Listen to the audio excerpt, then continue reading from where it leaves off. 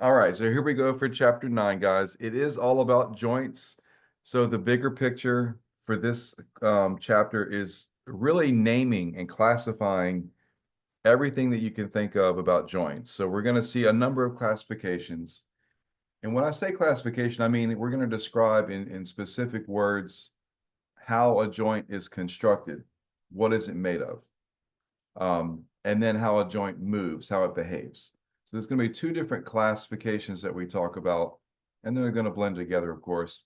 But we're going to have structural classes and then functional classifications. So if you want to jot down some notes as we go, that's going to be the first big thing I need for you guys to start practicing is realizing the dichotomy in these classifications. There's a whole um, area of this is going to all be structural. So if you want to write that word structural on one side, the other side is going to be functional classifications. Structural, once more, is going to indicate what makes up the joint, and functional classifications indicate how they will move. So structural is what makes them up. Functional is what makes them move or how they move. So real quick, let's do this. This is a good summary to start. We're going to have fibrous joints that contain fibers. That makes perfect sense, right? Cartilaginous joints will contain both fibers and cartilage in their joint space, just like the word states. And then the word synovial will have everything. So these are three different structural classes that we're looking at. And the word should make perfect sense. A fibrous joint classification would be a joint that only contains fibers. And what I mean by fibers, I mean ligaments. So as you've seen on the test, sometimes things are worded differently. We have to know all word associations. Fibers are going to indicate ligaments are holding two bones together. Those ligaments are made of collagen. So it could be on the test as fibers, collagen, or ligaments. It's all the same thing. So we're talking about two bones coming together for all of these three classes here. And it's going to be whether those two bones are joined with just fibers, which would be a fibrous joint. And we're going to see examples of each of these. Or if a joint is considered a cartilaginous joint, it's going to have both the ligaments, which are the fibers, and some cartilage in there.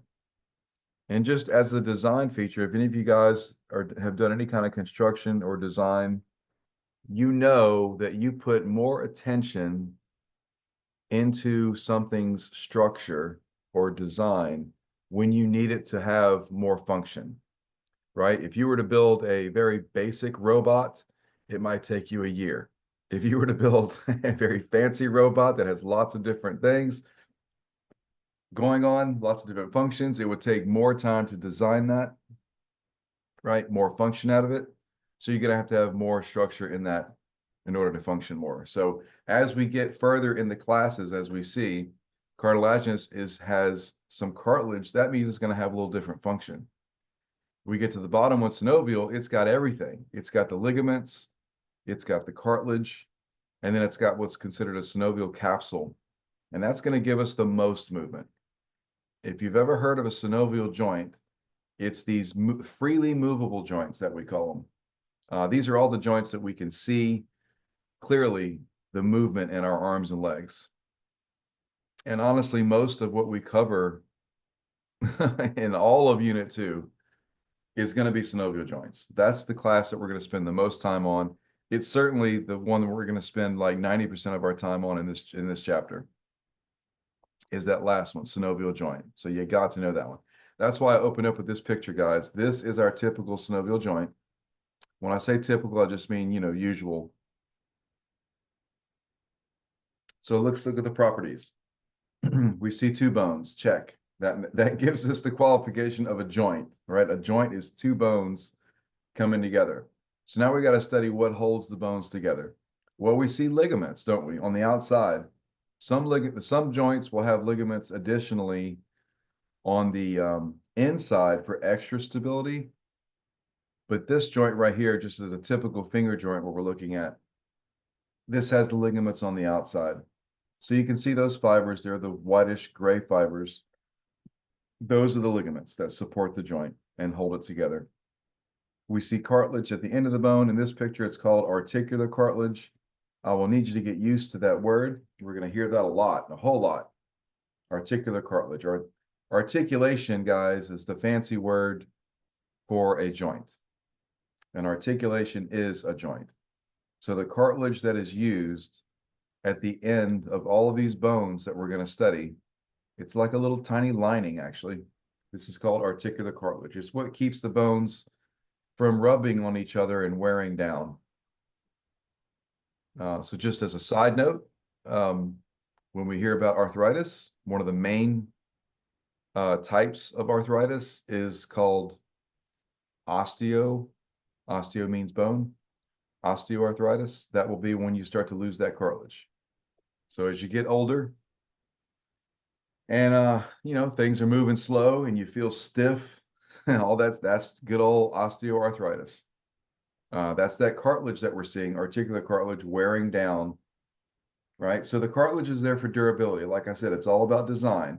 When you need more function out of the joint, you're going to need more design to help that go along. So we got the fibers on the outside, we got some cartilage lining the edges of the bones. And now we see in this picture, we see what's called a synovial membrane in the pink. That is our synovial capsule, guys. It's mixed together with more fibrous material in this picture called the fibrous capsule. But we just need to know synovial membrane or synovial capsule is fine. Inside that pocket, inside that pink area is sacred land, guys. That is our joint space, and it must be filled, in this case, with synovial fluid.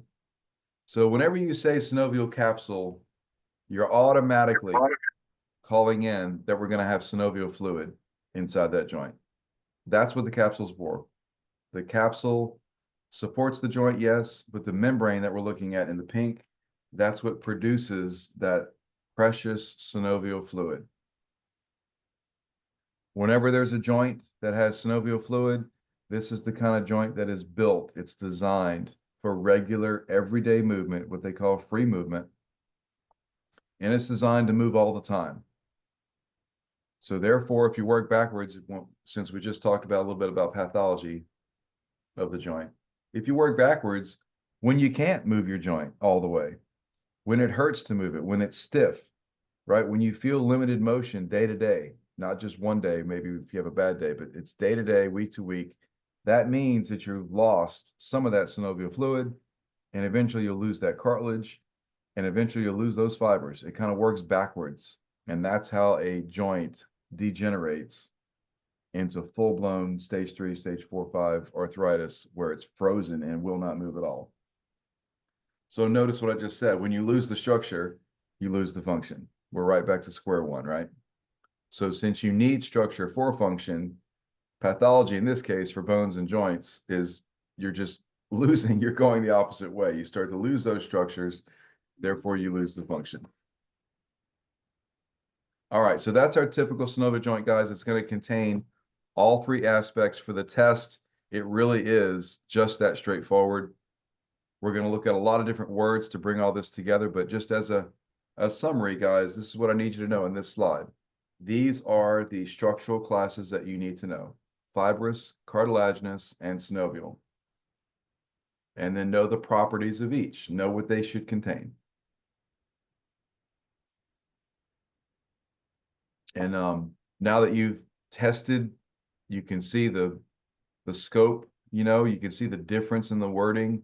It's not just coming from me, it's coming from all the professors that we use a bank of questions to deliver this information out to you, because if we didn't challenge you with different phrasing and different words and different styles of questions, then you'd have absolutely zero shot at passing these standardized exams when you go for nursing or medical school.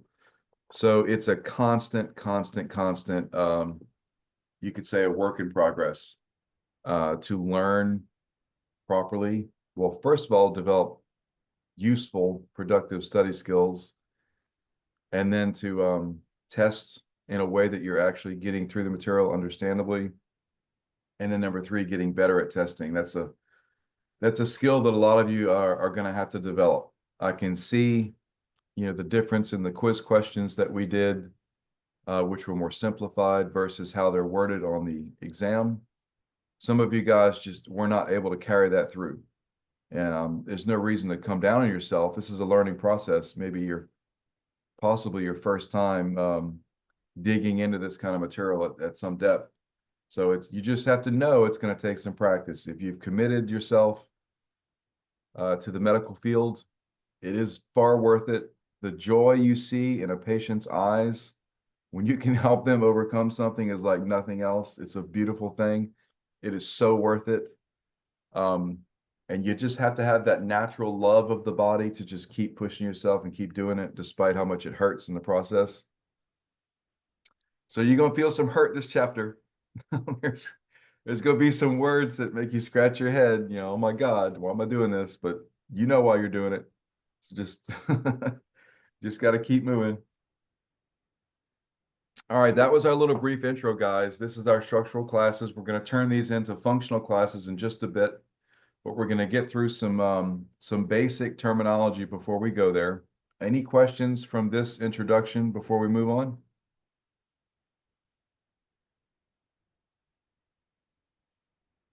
See something in the chats. Pam, did it come through for you?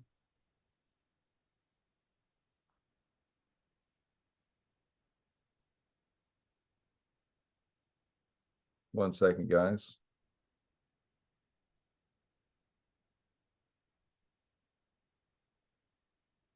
Okay, good. All right. All good. Let me move my windows around so I can see this chat when it pops up.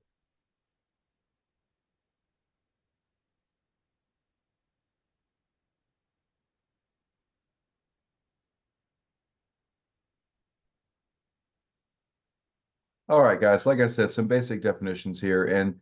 And I know listening in this form online, it's tough to keep your attention. But if I could beg of you, there'll be certain slides that I point out and I say, please, please, please, guys, you have to know this stuff. So just, tune in for those special moments, especially. I'd love, your attendance is being recorded, of course, being here logged in to the Zoom. And I hope you do stay for the entire session. But it is being recorded, and I beg of you to watch it again. I can already see, I don't know everything, of course, but I've been doing it for a long time. I can already see some people on the test did not follow some of the recommendations for studying that were suggested. So we don't want to have that happen again. You can afford to, maybe not do so well on one test, but when you get into the state of the math, doing not so great on two tests, that's not going to work out so well. So modify what you've been doing a little bit. Make sure you're getting some key terms. So when I say something is need to know, that means that it is very much need to know. Like there was still some struggling with the bonds on the exam. There was still some struggling with what polar was on the exam. These are simple concepts that we covered up and down. And even though it may be tough to get it in class, you need to either ask a question or you need to confirm it with yourself at home that you've learned it, that you've worked on it, and that you got it cold. And if you didn't, come back to class and ask, because there's really no reason to miss these simple kind of things because they add up, guys. I'm not trying to rag on you here, but they add up. And you end up missing 4 or 5 questions between lab and lecture on the same concept. So this stuff right here is very generic. I'm not so concerned about these definitions, guys. I've got better things. We've got better battles to conquer, but you'll be hearing these terms a lot. So I would like for you to know what these are, but I'm not worried about you knowing them word for word, like in a test question. I just need you to know what they are. So a joint, like I said, is any two bones coming together. Arthrology is just casually the study of joints, their structure and function, which is what this chapter is.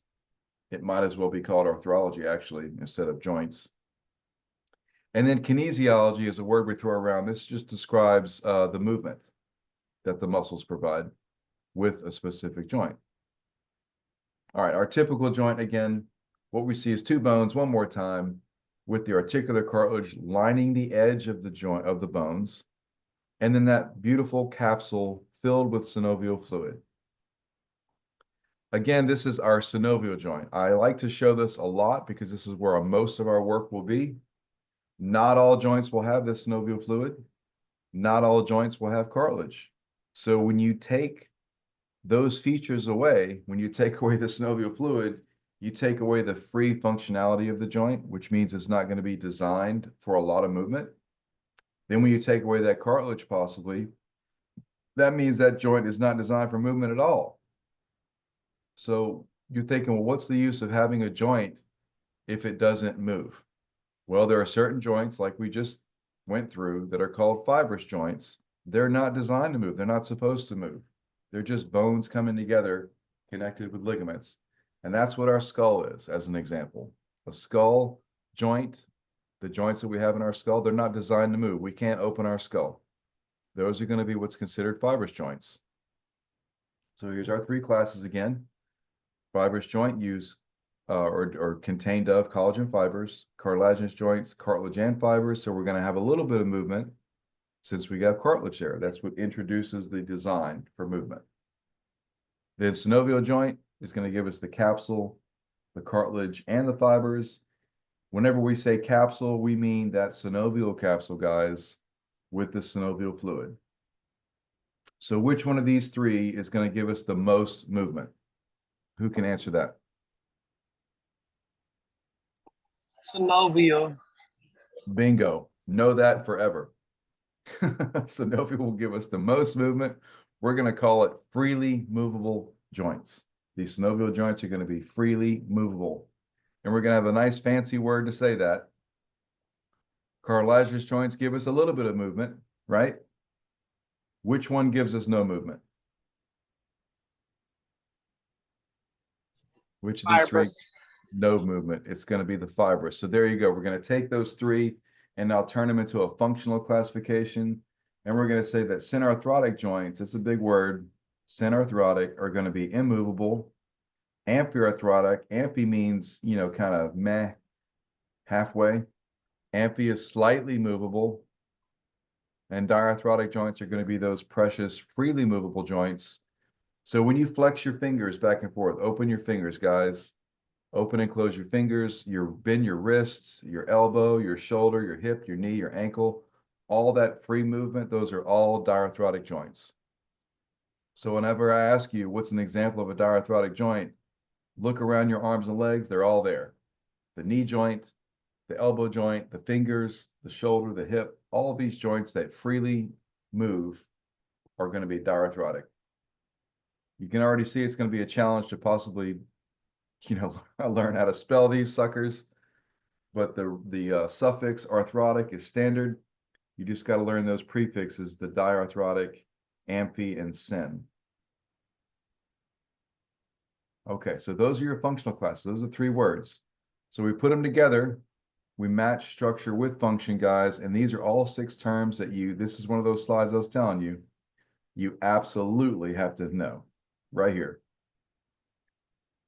So if you just fell asleep, wake up, look at this slide, and say to yourself, damn, Dr. Sliman said I need to know this, so that means it's going to be on the test. That means I shouldn't miss it at all. None of it, not one shred of this should you miss. Got to know these six words. A fibrous joint will be known as a synarthrotic joint. A cartilaginous joint will be in its function, it will be considered amphiarthrotic. And I'm just adding the suffix arthrotic ending in TIC instead of SIS when I use it in a sentence like that. And then synovial joints will be considered diarthrotic.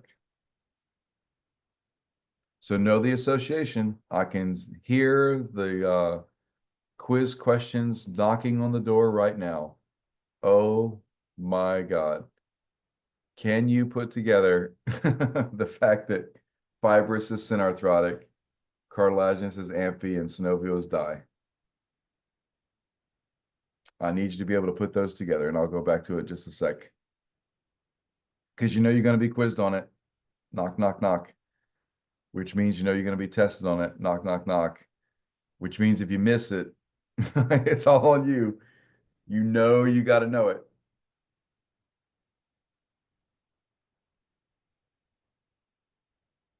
Okay, so these were the definitions you could say of the functional classes.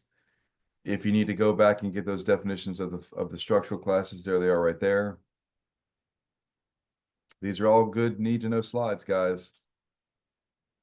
Understand what makes up these structural classes. Write them on a blank sheet of paper, make a note card. I can tell that some of you just did not do that. You thought you could hold it all in your head. And I'm not here to bug you. I'm just here to get you through this and teach you some skills that are going to pay off big. Because AMP2 is no joke, guys. You know, I've taught AMP2 a whole lot. It is full steam. There's hardly any time at all to review. It is full steam forward. So if you don't develop your good study and note-taking skills, you're going to be easily left in the dust because there's so much to cover in AMP2. All right, those are your structural classes. These are the functional definitions. Easy words, not too bad for the definitions at least. And then there's your associations. So if I give you a variety of questions, like if I put elbow, if you have one word on a quiz, elbow, what can you tell me? What is elbow? Is it fibrous, cartilaginous, or synovial? Synovial. Synovial. Would it be ampy, sen, or die? Die. There you go. Beautiful. Or if I give you the word diarthrotic, can you give me an example of a diarthrotic joint? Knee. Wrist. Knee, elbow, there you go. Wrist, ankle, everything you see in your body that freely moves, right? All movement that looks very nice and easy and free. Where you start to see slight movement in that amphiarthrotic category, that's going to be like the slight bending that we get in our spine. We'll see those disc joints, those thick disc joints between the bones. Those are going to be considered amphiarthrotic, right? So a little bit of movement, not a lot, not free movement. The fibrous joints are easy, breezy example for that is going to be our skull joints. These are bones that come together, but they don't move. They're synarthrotic. We can't open up our skull. You know, we just can't do that. There's no need to be doing that. So here's where we get to examples of each of these. This is where it gets a little bit of toughness, guys. But just know, feel like it's an oasis almost. Feel like at least right now you feel comfortable what synovial joints are. The reason why that's comforting is that's what most questions are going to come from. Okay. But yeah, we do have a few examples here, maybe just a handful of examples to speak of in the fibrous and cartilaginous category that are going to be a little tough. But again, our focus, our 90% focus for this chapter is going to be synovial diarthrotic, but we do have to muddle through these few examples of the fibrous and cartilaginous. So let's start with those. A good example, of course, for the fibrous joints here is going to be the best one is the skull. That's the one that should be the easiest to remember. That's going to be called a suture joint. This is a type of fibrous joint. So we're just kind of nesting in which joints are going to fall under the fibrous joint category. The first one is sutures. These are the skull joints in your average adult. The reason why that says adult is because we're not talking about an infant skull and we're not talking about an elderly skull. That is going to be different. That's a different case in that scenario. It's the normal adult skull. Syndesmosis. This means two bones coming together only supported with ligaments, just like the definition says.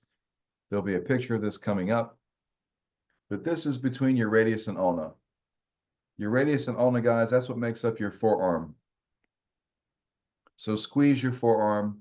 You feel a lot of muscle, but in between those two bones that you feel is like a sheet. It literally is like a sheet, almost like a trampoline. But it's not round, of course. This is just ligament tissue that connects the radius to the ulna in between it. And then the same thing in the lower leg below the knee, the tib fibula joint in between those two bones in your lower leg. Same thing, it's just a sheet of ligament. So syndesmosis is a word to describe these two types of joints. And this is what used to drive me crazy. When I first learned this stuff, I was like, oh, Lord Jesus, there's way too many words going on because they all start to sound alike. I mean, already on this slide, you have to negotiate in your head what an ampiarthrosis is, what a synarthrosis is. Now we got syndesmosis. That doesn't really help. There's a lot of OCs going on. Well, this is the key, guys. You got to work on it a little bit at a time. So just like we did with our other objectives, maybe make fibrous joints one objective for one day. Feel comfortable with it. It may take a couple of days to get comfortable with it. That's cool. Just make sure you get it. But yeah, there are two syndesmosis joints. Here they are. Radius ulna tib fib. They're not really designed for movement. There's no cartilage in between these bones. The movement that we see in the forearm comes from a different joint at the elbow that we'll get to. What I'm saying is you can't separate your radius and ulna. You can't separate your tib fib. Okay? These are all considered fibrous joints. The Gomphoces joint is an odd one. We would never think of our teeth as a joint.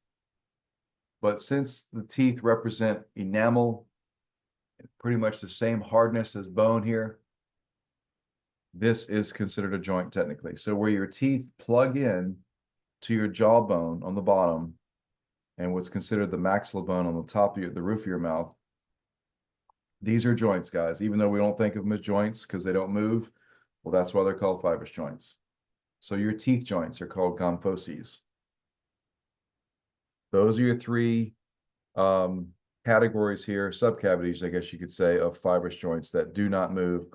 Or if they do move, it's just a tiny bit of movement. But since it's not useful movement, we're just going to consider them synarthrotic. I don't really like to keep worrying about all the gray areas in some of these muscle and bone conversations. There's too many things to consider, guys. So for our purposes, to keep it standardized, these will all be synarthrotic. I don't care if the textbook tells you that they slightly move, because there's always conditions where a joint can slightly move. We're not going to worry about all those random conditions. For my purposes, guys, on the test, these are all synarthrotic, okay?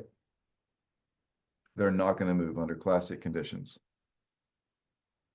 And the big one, of course, is skull. Can't forget that one.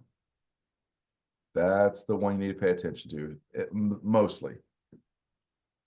All right, moving on to cartilaginous. This is where we're going to have a little bit of movement, where we have two different families of cartilaginous joints, a primary family and a secondary family. Like I said, here comes more words. So that's what makes it scary and hard to learn. Just know today is the day you're just being exposed to it. It doesn't mean you have to learn every word of it. That's just not responsible. So just know that you're going to have to come back and check on it, right? I promise you, when doctors get a new patient, when they see something they've never seen before, they keep their cool. They know from their experience of their whole life in medical training, they know that they're going to see things they have not perfectly seen before, but they also know they're going to learn it. They're going to get back and they're going to learn it. They act like they know it at the moment, but really they're just going to go back to their office and they're going to phone a friend, a colleague, or look in a textbook somewhere, and they're going to say, oh yeah, that's what that is. I do know what that is. That's always the case. So don't feel like you're always going to need to be scared when something new pops up. Synchondroses, guys, if you look at some of these words, they start to make sense if you dissect them. Chondros, that root word chond means cartilage. So already you know we're going to have cartilage here.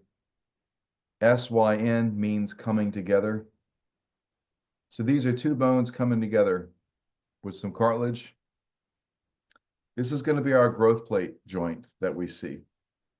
It's certainly not really even a joint. It does not move. That's what's key about this one. It's not your typical cartilaginous joint. Your growth plates don't move, guys. So here's where you're thinking, well, why is it even considered cartilaginous if it doesn't move? Well, there's cartilage there. So we have to consider it cartilaginous.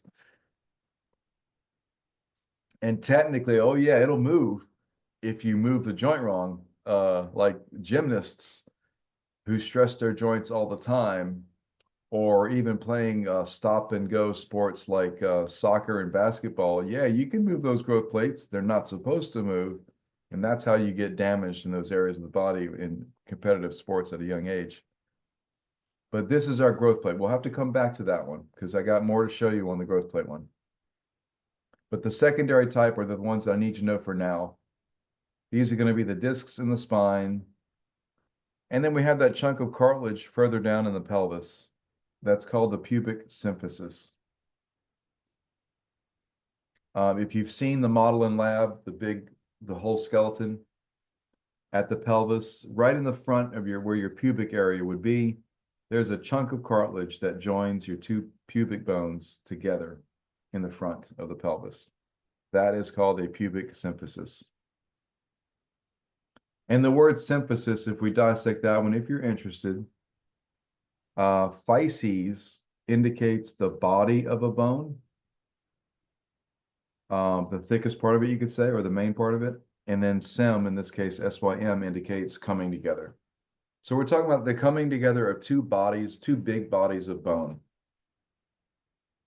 And the classic one here that you really, really need to know, if I had to highlight one out of all three of these that you should know for sure, because it's nice to set a little priority here and there, it's going to be the discs. So if you're highlighting stuff, please know the discs in the spine are considered these secondary cartilaginous joints.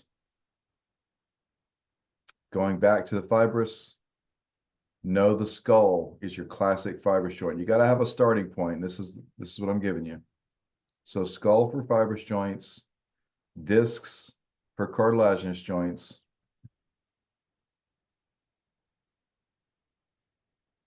Oh shoot. Let me get rid of that. I didn't know my annotate was on.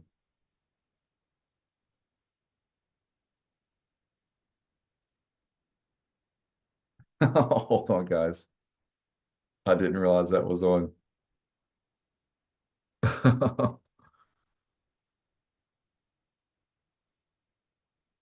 There we go.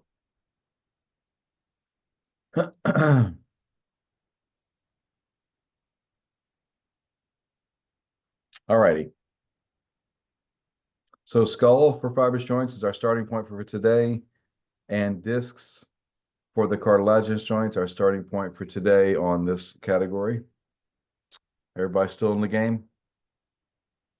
Like I said, we got three right here, and we had, yeah, 1, 2, 3, 4 right here.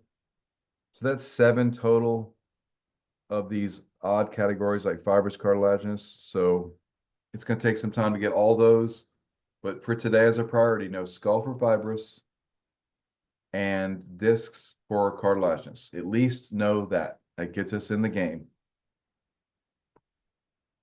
And if you can keep in the back of your head, what does it mean to be cartilaginous? It means that we don't have a joint cavity because we never introduced that yet, but we do have cartilage and we do have fibers holding them together, right? And then for fibrous joints, it's going to be just the fibers themselves. There is no cartilage. So keeping that in the background, knowing what makes up these joints is going to be good. All right, so here's our familiar category, synovial. You can see lots of examples to consider here. It's mainly everything in your limbs, everything in your arms and legs, guys. It's all there. All the movable joints that we're going to talk about, and this is what we're going to move forward in and describe all the movement that we have in each joint. Like we'll talk about the shoulder joint has, flexion, extension, what's considered adduction, abduction, medial and lateral rotation. We're going to talk about all those functions there and all the muscles that do those functions. So we'll be attacking one joint at a time, all the possible motions. That's going to be for a different chapter, though. This chapter is just studying the joint itself. And this is the new one. You guys have probably never heard this before unless you've been to an orthopedic doctor. The other joints that we have in the spine, they're considered posterior joints of the spine. The disc joints that you've probably seen before in pictures, those thick discs that you've got between your bones and your spine, those are the ones that are cartilaginous, the disc joints, like we just mentioned. These joints are going to be more so in the back of the spine. If you've paid attention to the anatomy of the vertebra from lab, maybe just casually looking at the spine, you'll notice you've got a lot of tiny joints that fit together like puzzle pieces in the back of the spine. These are known as facet joints. They're really small, and believe it or not, they each have a capsule. And that capsule with synovial fluid is going to classify these as a synovial joint. And these are the ones that make you so darn stiff. These are the ones that degenerate first. And then, if they degenerate badly enough, that's when the arthritis will spread to the disc joints. But if you wake up in the morning, you can't bend side to side, forward and backwards, it's because of these facet joints. They're kind of frozen. And there's a whole big story that goes with all that. It's usually just for a lot of reasons, but these are the small joints in the spine you need to know that are synarthrotic, or excuse me, synovial. My bad. They're diarthrotic and synovial. All right, any questions on these? We're going to dive in a little bit different, more of this to get some more details, and we'll get into some special features in a little bit.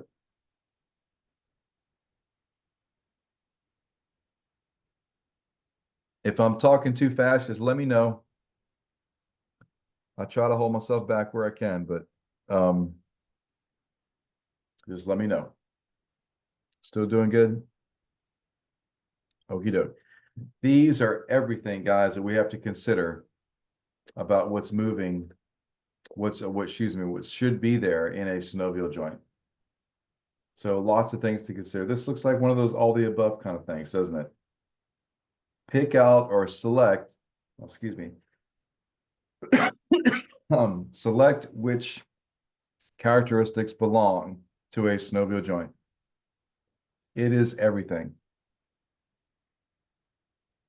We're going to have some cartilage, of course, to reduce the friction and shock. We're going to have that synovial cavity. What's it going to be filled with? Synovial fluid. It's got to come, right? It's got to be there. We're going to have that capsule that surrounds the joint, protecting it. And of course, reinforcing ligaments, mostly outside and sometimes inside. So it's all the above, guys. We've got everything to build this synovial joint. We've got good cartilage, we've got good fibers, and we've got that synovial fluid capsule. It's all there. And this is all about design. With this much structure, guys, you know you're going to have more function. This is why we call these freely movable joints.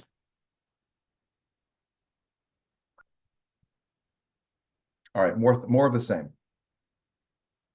Most familiar type of joint, freely movable, structurally complex. Like I just said, why would they be structurally complex? Because they have the most free movement. That is why, which honestly, in the world of orthopedics, is a good and bad scenario. Because with more function comes more possibility for injury, doesn't it? Oh, hell yeah, it does. So this is why orthopedics even is a profession, because all this free movement means tons of things can go wrong. Tons of things structurally can go wrong. Tons of biomechanics can go wrong, affecting the structure, which then affects the function in turn. It's a big old issue. With so much motion going on, with so much, possibility, more things to go wrong. Just like in the way everything else is built today with high technology, your cars today are more computer than ever, you know? And of course, you have all these features. You got all these auto safety features for the car. But of course, that means more things can go wrong, right? Naya, which slide do you need to go back on? The one before the other one. This one here? Then I'll go forward. Oh, go forward. That right there. Okay. That Yep. So like it says at the bottom of this, most important joints are physical, occupational therapists, coaches, fitness trainers, all that stuff. You got that right. There's tons of things to consider. They should say nursing homes too. Um, oh my goodness. One of the worst things ever, and I see this, of course, again, I never want to steer you guys wrong. I'm always incredibly thankful for the nurses and doctors, what they do. It's a lot of hard work. And a lot to deal with. Dealing with grumpy patients that are not feeling well and can't communicate well, they come out with anger. You're going to have patients that just yell at you all day, every day you go to work as a nurse because they don't feel good.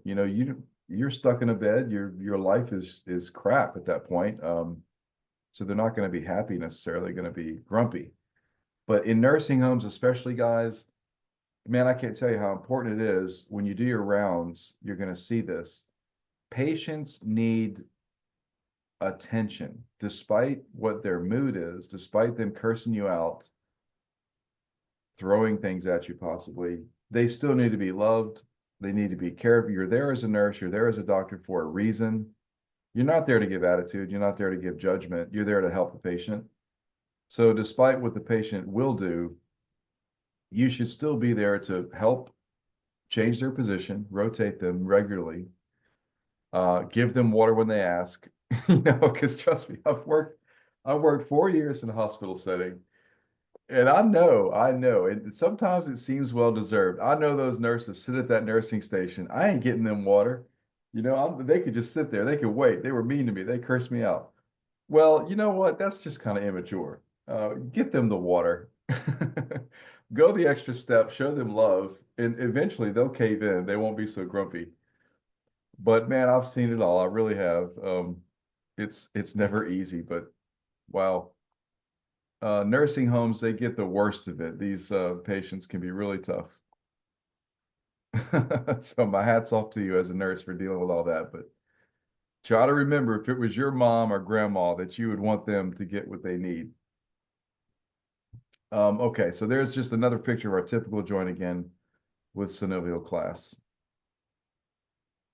All right, remember I asked you to remember what type of cartilage this was. This was hyaline cartilage is the true word. Good, Pam. I'm glad y'all give water. Thank you for that. You have a spot in heaven. This is hyaline cartilage. That's Hya, and then the word line, Line. Hyaline. This is hyaline cartilage. Hya. There it is. Line. Need to know that. This is one of those wake up, need to know moments. Ding, ding, ding.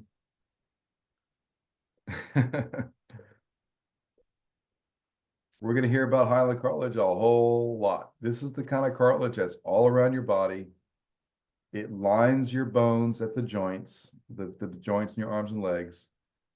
It lines those joints in the spine that I talked about, those posterior facet joints. Anything with free movement, guys, is going to have this hyaline cartilage. It has to. It's part of the design. So these last few slides were all about synovial, in case you missed it. We're going to have that joint cavity. A cavity is a new word too. Cavity means there's going to be something in it, and that's going to be the synovial fluid. Yeah, these notes are in the lecture PowerPoint section already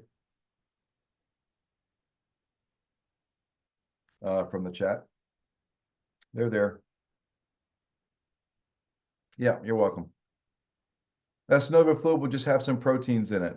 Some albumin is some thickness in there, right? And hyaluronic acid, that's to facilitate the fluid not breaking down, giving it some property to thicken up,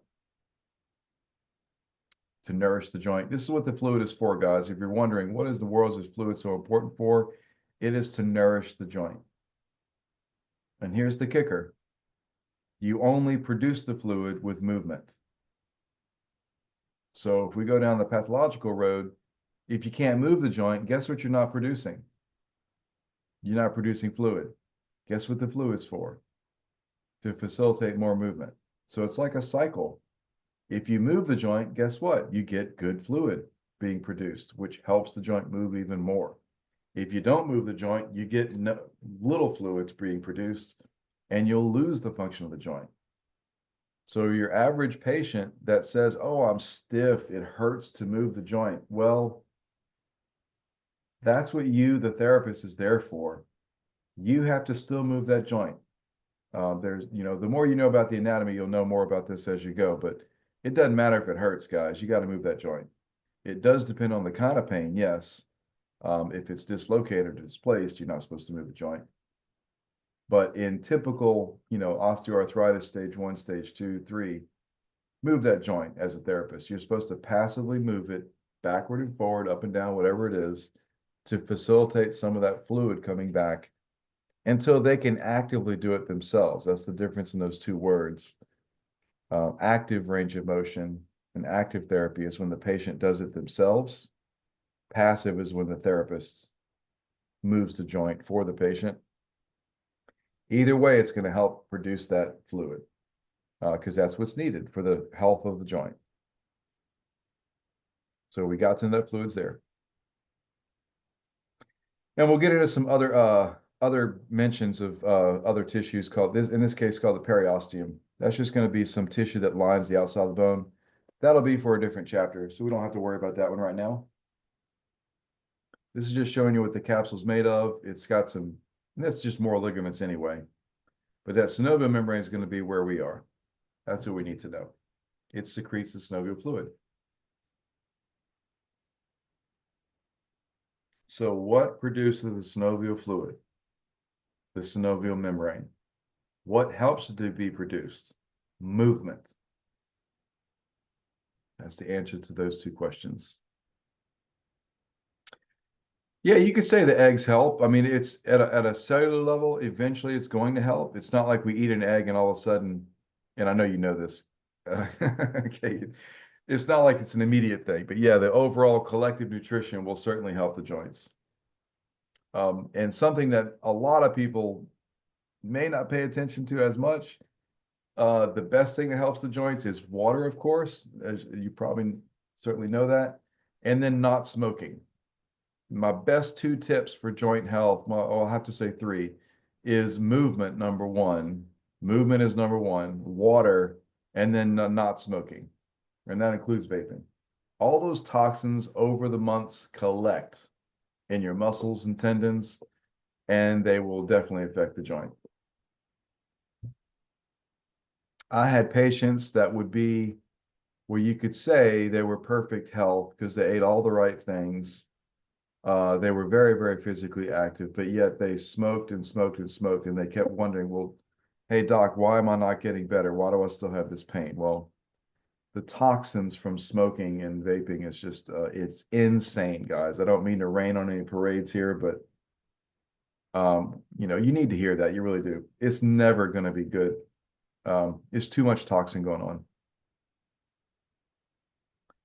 All right, I like to give this slide just as an intro to see how bones and muscles come together in real life. So the picture on the left is our typical synovial joint, again, with the capsule in green. We see the ligaments on the outside, the cartilage on the inside, all nice and good. Well, on the right is a slide. This will be a coronal section, a frontal section of the shoulder, the left shoulder to be specific anatomically. And you can see the bone matrix. We'll get into all that. You can see that thin lining on the right of that articular cartilage is very, very valuable. You can see that joint space in the darker color. It's called joint cavity here in this picture on the right. And that's a typical joint cavity right there. And then look at the bone that's receiving that round humerus. The round top, we're looking at the shoulder, of course, the humerus. That's called the head of the humerus. Look at the bone that's receiving it. If you can see my mouse right here, it's got cartilage there as well. So that's where we have to have both cartilage on both ends of the bones to facilitate nice movement so it doesn't rub against each other. that space in between, you don't get to see the capsule really, but that's our joint cavity where the fluid should be. And then this example shows you how a muscle on top of the joint supports that joint as well to help for movement.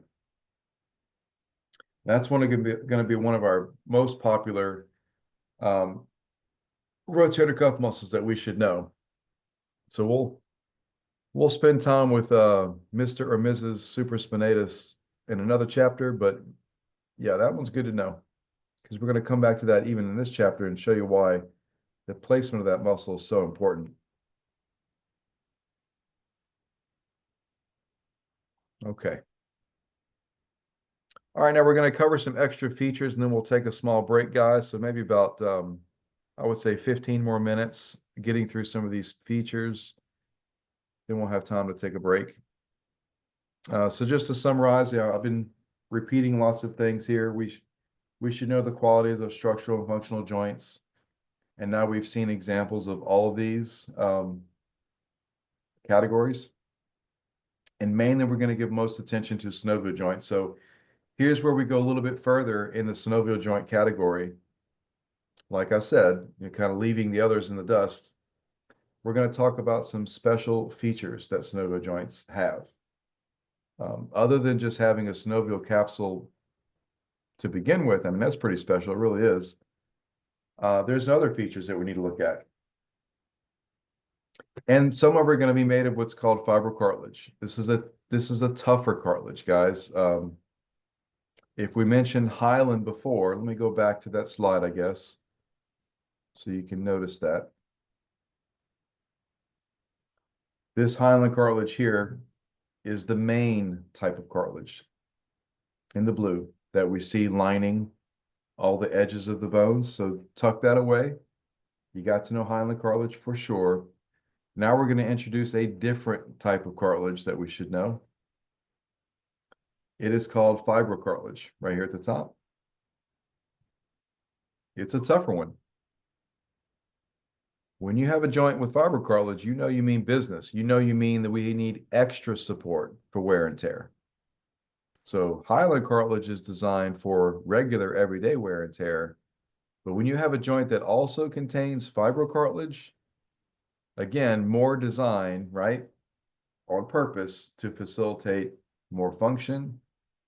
This is where joints are going to especially have they're going to be known to have more compression, more function. So we'll see these special features kind of pan out. One of the types of fibrocartilage we're going to see is called a meniscus. Another part is going to be called an articular disc.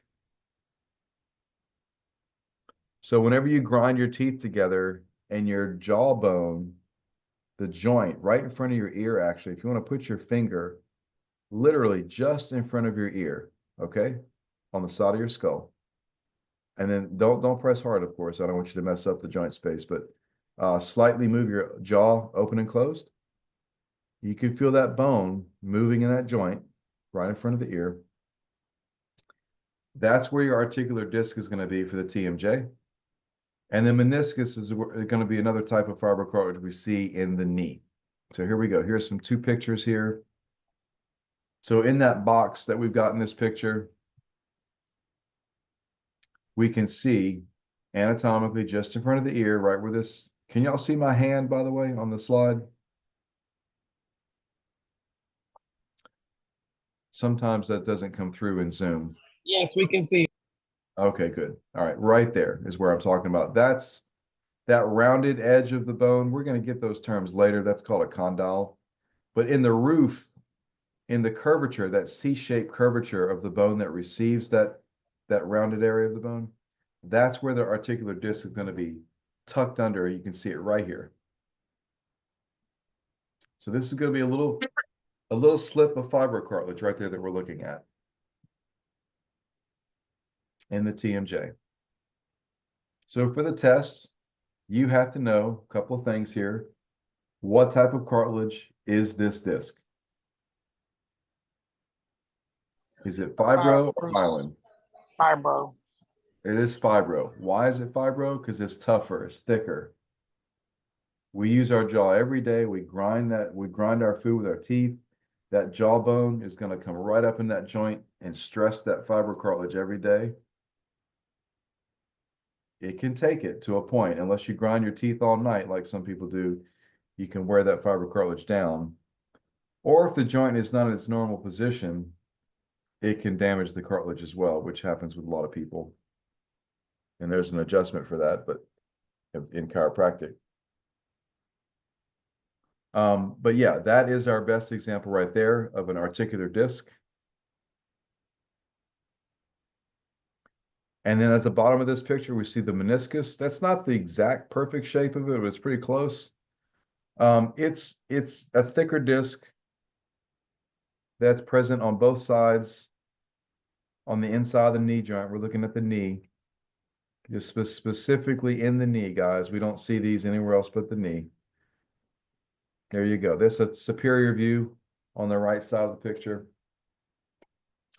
And this is a front view. If you took the skin off and everything, that's what it would look like inside your knee. So we have to know that menisci, oh, yikes. Yeah, that's tough to be missing a meniscus. It just wore out, or did you get surgery to replace it?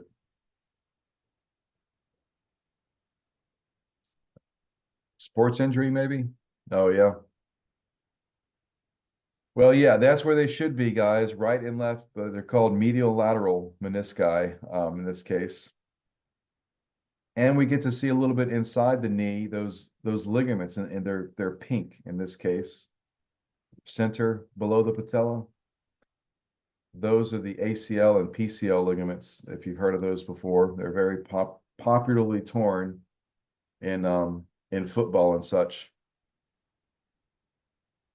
The one that's more in the forefront is the ACL, anterior cruciate ligament. We'll get to those a little later. But I just need you to know the meniscus for now. So meniscus in the knee, right there in the red. They're red for a reason, guys. You know me. Please, please, this is one of the need to know. They're in red. They're bolded. I need you to know we have menisci in the knee and articular disc in the TMJ. These are both fibrocartilage. And what do? They're designed to increase stability and durability. That's the three things you need to know: where they are, what they're made of, and what they do. Not so bad.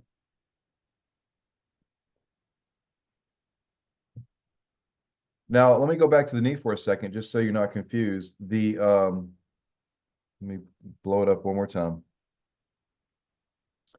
This end of the bone right here, where you see it's in kind of a whitish blue color, that is hyaline cartilage on the edge of your femur. This is the distal femur, guys, you're looking at right here with the kneecap in front of it. And then down below is the tibia bone, where the menisci are setting.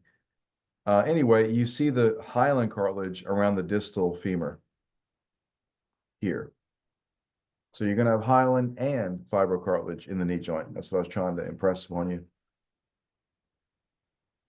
Both types, hyaline and fibro. You just need to know, they're of course both there to reduce friction. Their function is basically the same. It's just that the fibrocartilage here in the meniscus is thicker. You've got a tremendous load being put into the knee whenever you walk, stand, or run, or jump. And that's why you have the meniscus. It's like a shock absorber. So they're designed for what's called, if you're interested, these menisci, they're designed for what's called axial loading, which means straight, the vertical axis loading of the joint, the power coming down into the knee, you could say. They're not designed for shearing. They're not designed for twisting or pulling of any kind, right? That's when they tear. They're designed to take straight up and down force. They're not designed to twist or move side to side force. And that's when they get torn.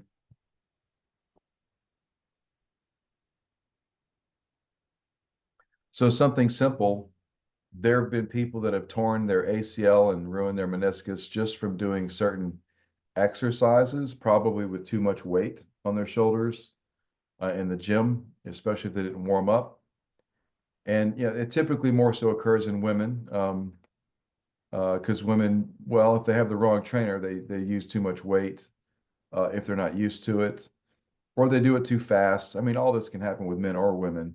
I just say women because genetically speaking, men will have more muscle mass to support the knee, typically, not always, but sometimes women get in trouble with the wrong amount of weight, if they have a not so great trainer, and they can mess up their ligaments and menisci in their knee, just from trying to work it out. Another one, guys, another piece of fiber cartilage is like a rim of cartilage on the shoulder joint and the hip joint.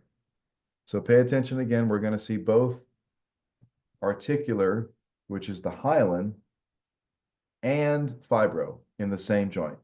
The fibro will always be around the perimeter of the bone, whereas the articular is on the inside of the bone itself, on the bone. So these pictures are showing both the hip and the shoulder joint. The labrum again, if I can be a little funny here, if you look at the shoulder joint on the right, the bottom picture on the right, it kind of looks like a toilet seat. So think of the fibrocartilage as the actual seat. Think of the hyaline cartilage on the inside where it says the word labrum on the picture on the right bottom. That's going to be your hyaline on the inside of the bowl, you could say. But the fibrocartilage itself, the labrum, is going to be the rim around it. So just so you know the difference. And that just helps build a deeper socket for the joint for support and durability. So know where these are. The labrum are going to be in the hip and shoulder sockets. They're made of fibrocartilage. Again, they increase the stability and durability. This is still considered a synovial joint. This is all synovial. You got it. Okay. We are down the rabbit hole of synovial right now. So we started with talking about how important the synovial capsule was for synovial joints, and now we're down deeper in the rabbit hole talking about some special features.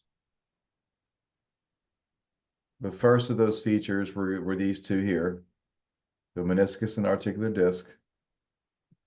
Then we got into the labrum in the shoulder and hip. First and foremost, know what they're made of. These are all fibrocartilage, all four of these guys. All four of these features are fibrocartilage. And then in red tells you where they are.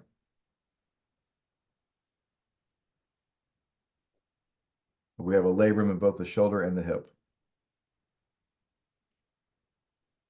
So when you tear your labrum, it usually means that's some kind of physical trauma, not something that you would typically just have occur just falling on your shoulder. It could happen, but it'd have to be a pretty high velocity injury. So it's more so in sports, that kind of thing.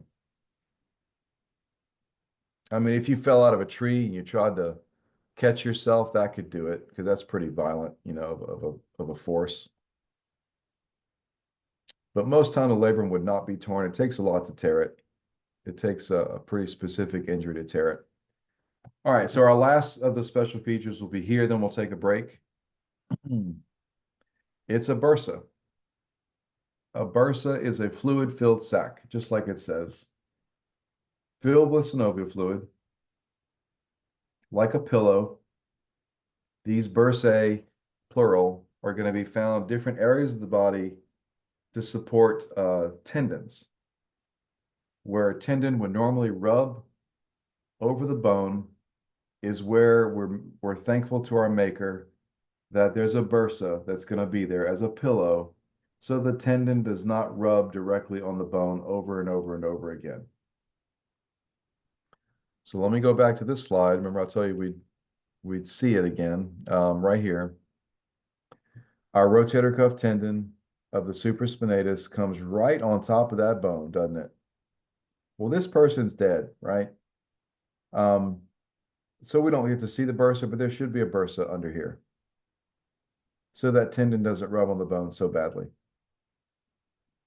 There's what's called the acromion. There'll be a subacromial bursa, a subdeltoid bursa.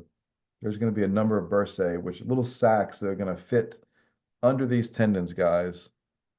to avoid wear and tear. And that's what the function is. They're all to avoid wear and tear. So there you go. Just know bursa is a fluid-filled sac to reduce friction here in the shoulder, elbow, wrist, hand, hip, knee, ankle, foot.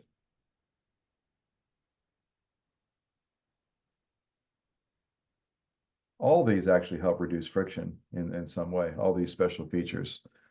So if you're paying attention to the design, they're specifically designed to be in synovial joints where there's lots of movement. And of course, inflaming this means you've overworked it, and that'd be bursitis.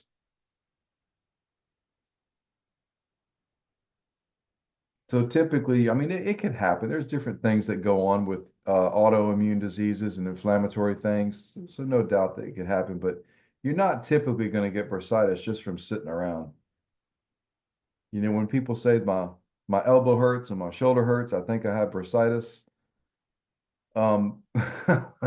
I have to laugh because typically bursitis is overuse of the joint, and if you're not using it at all, it's not likely you're going to get bursitis, but it could happen in remote cases with different, situations. It can turn into a type of arthritis, Kagan. It sure does. But I haven't heard of the loss of bursa itself being the arthritis. It points to the bigger scope of the whole joint because calcium gets in there and it just turns into old-fashioned DJD. Or if you have rheumatoid, the rheumatoid can shut down that bursa as well. So it's involved in more than one type of arthritis, but I don't know of a specific word just for the loss of bursa. If you come across it, let me know. In the chat, is bursae and the joints, are they fiber as well? No, these are more synovial fluid inside these. They're not fibers.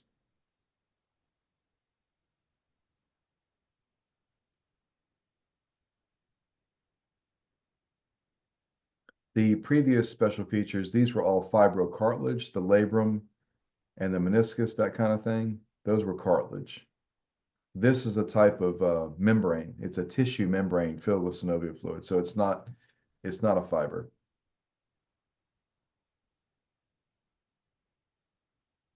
Did that answer your question, Dominique? Yes. Okay. All right, so yeah, it'll take you some time to get these. Again, look at what's in red. First and foremost, know where they're located. Reference the word itself, articular disc. Know that that one's in the TMJ. We have meniscus in the knee, right? They're both made of fibrocartilage, and they're there to help stability of the joint. That's just a standard, you could say a global action. The labrum is also fibrocartilage found in the hip and shoulder, again, to increase the durability of the joint. And then lastly, all these menisci, or excuse me, the bursae, are found in different areas, multiple areas, to reduce friction.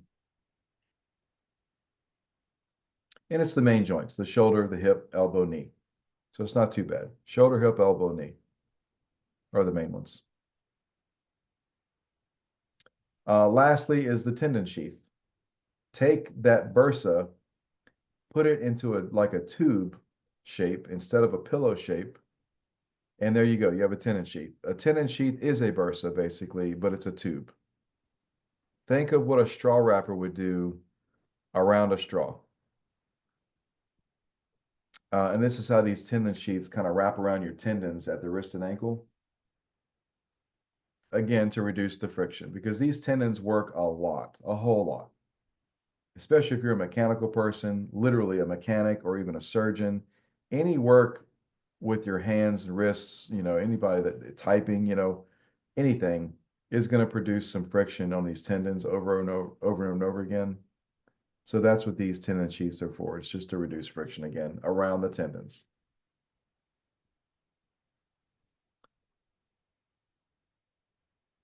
Oh yeah, okay, I hear you.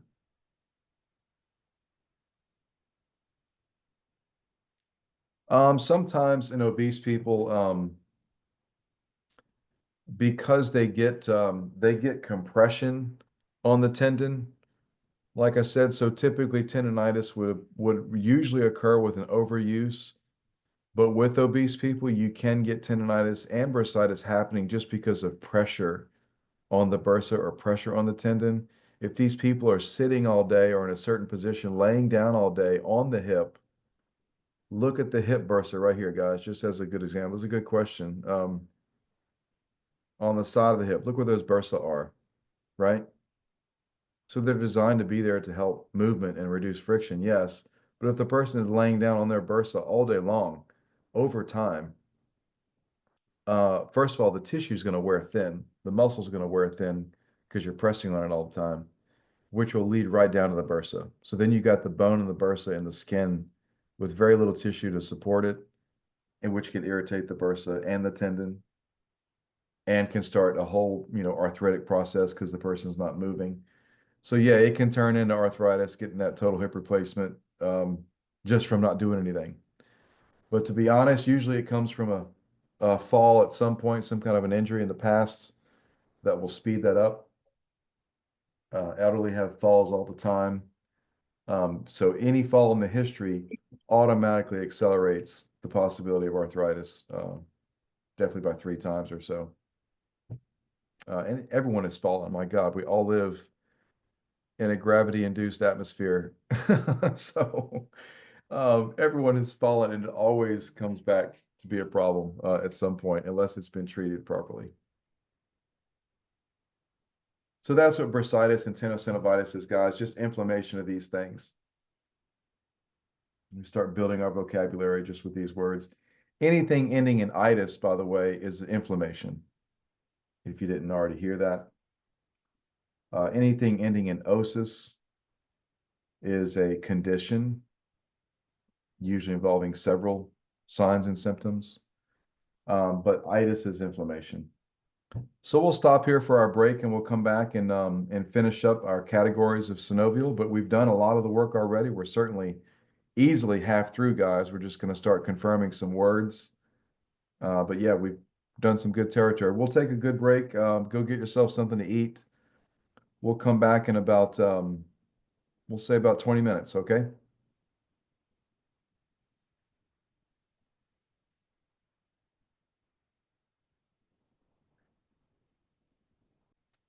Okay, so we're back here.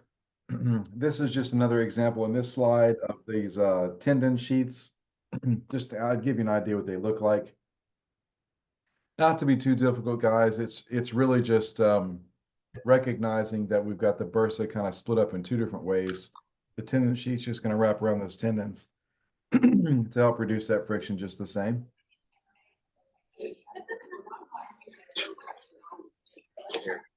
Oh, well.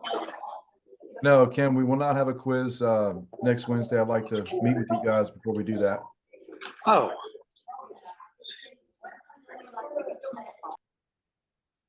Somebody has their audio on. If you could just silence that.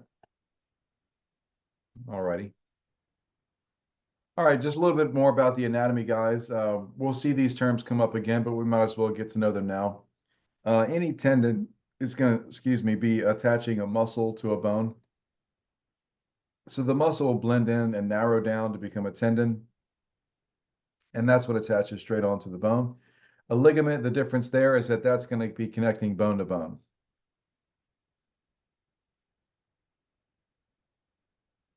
So these are 2 different types. I mean, we're really it's a collective type of what's called dense regular fibrous tissue. That's what the tendon and ligament is. That side of the story we won't get till much, much, much later. Right now, just know what the tendon does. Know that it attaches muscle to bone, and the ligament will attach bone to bone. If you want to go the extra step, if you're interested, a little bit of injury or pathology here. When a tendon is torn, attaching the muscle to the bone, or when the muscle is torn, either way, it's going to be called a strain. So when that goes bad, that's called a strain, when the tendon or muscle is torn. Strain with a T. When the ligament is torn, that's called a sprain with a P.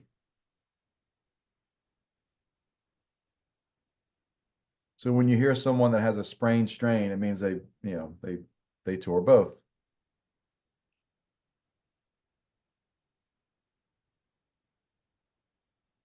And it's those sprains that typically can be a lot worse, the ones with a P. They're a lot more painful.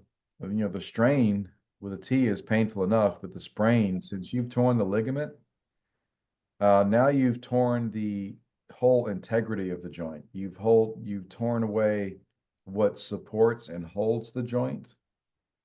So I only go down the path of telling you this because I guess it's just many people don't understand what it means to how to help the joint once that happens.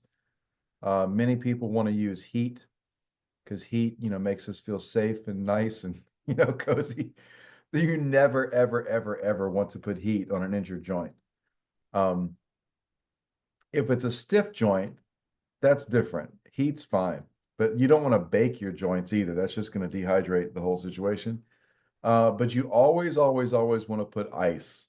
If it's a new injury, especially, ice is the way to go, not heat.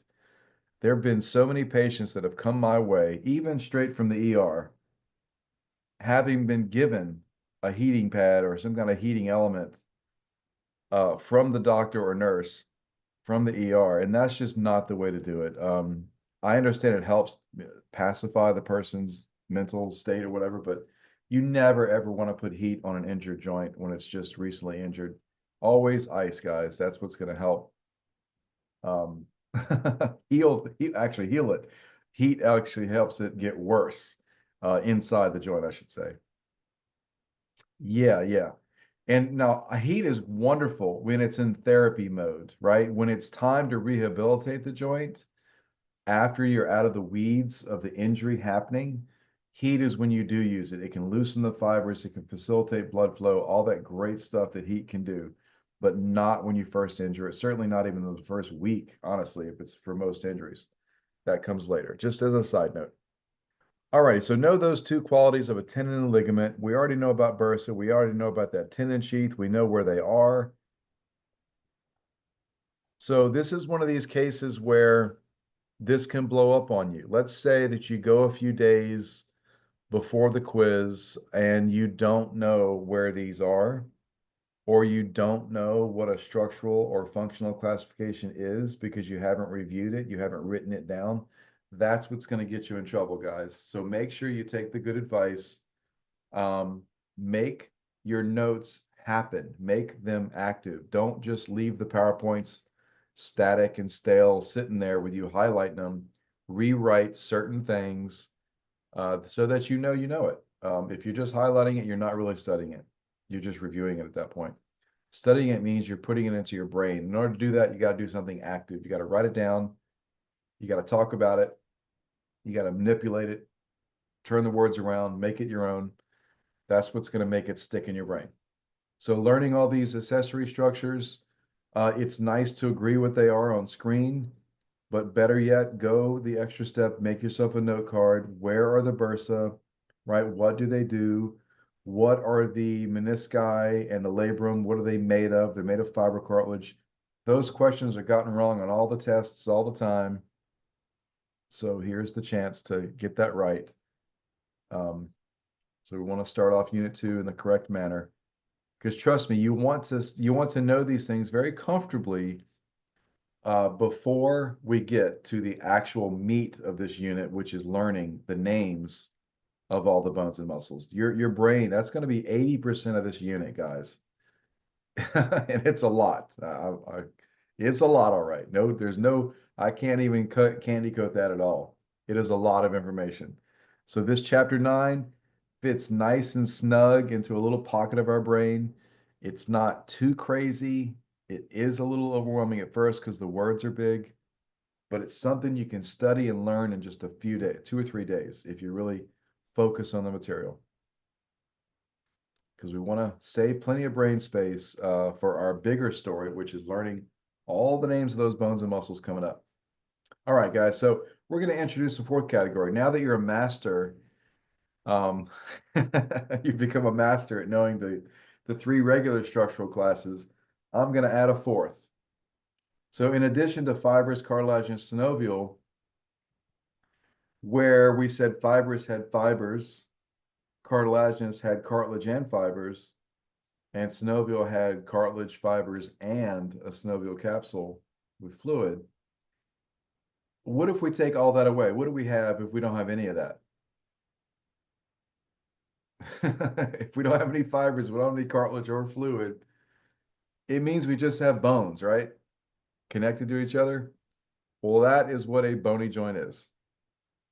A bony joint is two bones, no fibers, no nothing, guys. It's just two fused bones. So structurally, we call it a bony joint because that's what it is. It's just two bones stuck together.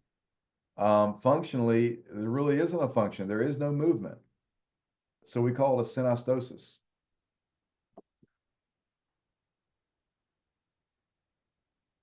So this is one more class that we're adding to our regular 6 terms. So we got to know this one. Bony joint is a synostosis. Is my screen being shared properly? Hopefully. Can y'all see the slides? It's not letting me know, but it looks like it should be set up properly. Okay. So the next one, of course, are all the same. So just as a summary, these are the full classifications you need to know for structure. We're just adding that bony joint as a 4th one there. Now, keep in mind, bony joints can go either way. We can talk about them being a natural fusion. There's going to be bones that naturally fuse in the skull that come together, and they're supposed to fuse to make a solid bone like the jawbone, right? We don't need the jawbone being 2 separate bones. It needs to fuse. So a natural fusion will be considered a bony joint. Also, a pathological fusion will be considered a bony joint. Not that we want it to happen, but that's what they call it. If you have 2 spinal bones that have grown together and fused pathologically with arthritis, don't want that to happen, but guess what we lost in the process? We lost all the fibers, we lost all the cartilage, and possibly the synovium will calcify. If all you got is bones coming together with nothing else, it's a bony joint. So one thing that does naturally fuse, is in the skull, of course, like we said. Other times we're going to see pathological fusions, but we still call it a bony joint. Cool. Where we're going to see this again, in the skull. We'll come back to that one. And we'll also see it in our growth plate. Once our growth plates finish growing, we haven't done this yet. That's a different chapter. But you all have heard of growth plates. They're areas of the legs and arms and such where we allow longer length of the bone to continue as we grow to an adult age, like 21. Then those growth plates will close, which means no more growth there. That is going to be an example of a synostosis that we'll see much later. All right, so these are just review slides, guys. A lot of the rest of the PowerPoint, honestly, at this point, is review. We've done so much already. We're just going to kind of comb over all of our examples one more time, like a review, and try to sink it in. And then we'll finish off the PowerPoint with some specific examples of our synovial joints. If you remember, we kind of started with that conversation saying it'll be 90% of our conversation. So we're going to go even further with synovial and take it down the road of, okay, if we're looking at the elbow, yeah, it's synovial. It's got a synovial capsule in there. Yep, it's freely movable, so we're going to call it diarthrotic. We've already said that. Yep, there's going to be some bursa in some of these joints, like we said. There might be a labrum if it's the shoulder or hip. We've already qualified all those special features. Now we're going to go the extra step and say, okay, now the elbow joint is also known as a hinge joint. So we're going to casually mention these terms like hinge for elbow and knee, a pivot joint for one of the joints in your skull that lets you pivot your head left and right. I should say the neck. We're going to mention ball and socket, indicating the movement of the shoulder and hip joints. They're called ball and socket joints. So we're going to have these other what's called sub-classifications like pivot, hinge, ball and socket, that kind of thing. So we're going to do the extra step and do all those, which are not really that bad. But right now we're going to review those other ones before we get there. Here we go. So a synarthrosis is something with no movement, classically. Amphiarthrotic is slightly movable. Diarthrotic, freely movable. Please, guys, do not get these simple definitions wrong. There's really no reason for it. They're very easy to learn, tough to spell, but you should not be getting those wrong. And honestly, you very likely will not have to spell these words. These words really don't show up on our lab tests. You know, these are more so for the lecture. You really won't have to write these down, but know the definitions for sure. Here's our examples of a synostosis, our fourth class that we just added just, 5 minutes ago. So we talk about cranial sutures in the elderly. Remember before we mentioned the adult skull was a suture, right? Our regular synarthrotic suture. Well, now we say the elderly skull, now that they have fully fused, there's no more fibers now. This will be an example of a synostosis. We mentioned the growth plates closing as a synostosis. There's your other one. And then the other one will be a pathological fusion, like with arthritis. We'll consider those to be synostoses also. So there's more examples around the body, but guess what we're focusing on? Who can guess? The other three. So, We're focusing on the ones in red. That's right. Very good. So your work is cut out. You know how to build these note cards. You know what to prioritize for your studying because we can't know everything right now. But as soon as we start prioritizing, guys, and start to know certain specific things first, you will naturally have a curiosity to go back and possibly snag a couple of the other ones. And that's the kind of culture you want to develop in your brain as you go into AMP2 and nursing school. That's the only thing that's going to get you through. If you don't prioritize your notes, like these bolded red words here, it makes it really, really way out of scope to start learning everything properly. All right, so here's those examples again of the bony joints. Look at these fibers, guys. You didn't know you probably had these fibers in your skull. This is more so what your skull looks like as an infant. We see a lot more fibers as an infant. And we have these areas where they haven't fully even come together yet in the front and back. We're gonna call those fontanelles. Either way, the long story short, right now just notice there are fibers. But in the adult skull, these will completely fuse and the fibers will be gone. In the elderly skull, I should show you. So this is what it looks like when they completely fuse. There is no fibers, it's bone on bone. This is a synostosis in the elderly skull.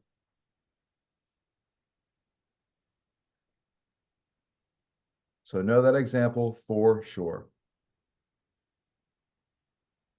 All right, thanks, Kayla. Our other examples, we're going to review those one more time. Our regular fibrous joints give us sutures in the regular adult skull. Remember, this was the elderly skull synostosis. That's different. This is a full fusion. A fibrous joint gives us regular sutures in the adult skull. Gomphoses were those teeth joints, if you remember that. Syndesmoses were those ligament joints that we've got between the forearm and lower leg bones. So those are tough. I will say those are tough. Sutures are definitely the easiest in the skull. It's going to require a little bit of extra work to get these other two down here. I know those are tough. Here's our example of a suture. We see a little bit of fiber in there, right? There's our suture joint. This is the fibers I was talking about between the ligaments between the radius ulna and tib fib in the lower leg and radius ulna in the forearm. That's what that sheet of ligament looks like. Notice there's no cartilage to be seen, not here at least. There will be, if you could see my mouse, there will be cartilage at the end of the bone always. Because those joints, yes, will be diarthrotic at the end of the bone. and that'll be the ankle in this case right down here. But between the bones here, the length of the bones, we have what's called a syndesmosis. Those are not going to be our diarthrotic. Those are the fibrous, the ones that really don't move much. And then there's where our teeth join in. Look at those little ligaments, guys. They're called periodontal ligaments. Here's where the teeth plug in to the bone. This bone down here will be the bone of your jaw, let's say. The red stuff is your gums.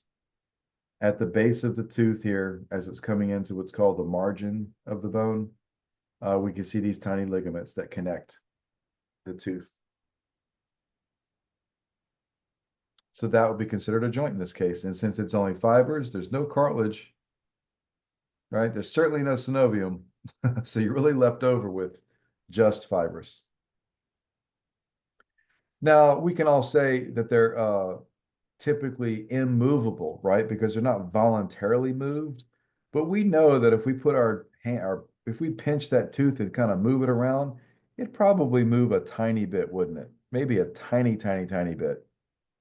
But we're going to just ignore that tiny bit of movement and call it to be, synarthrotic because it doesn't classically move by itself on its own.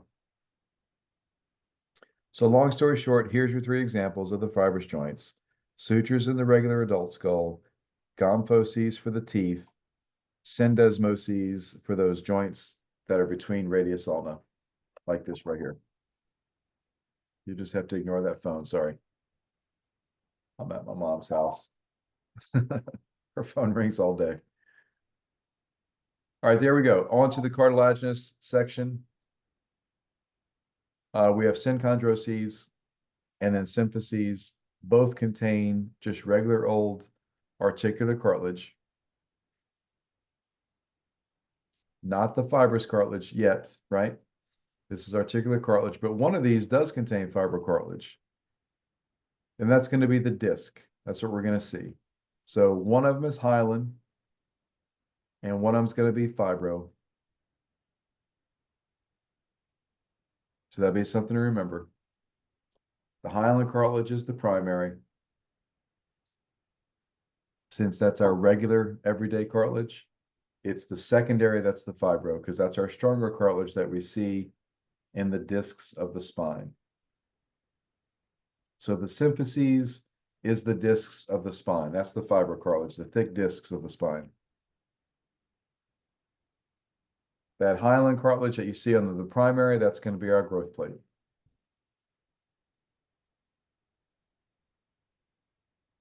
And this just confirming it, synchondrosis is the hyaline cartilage.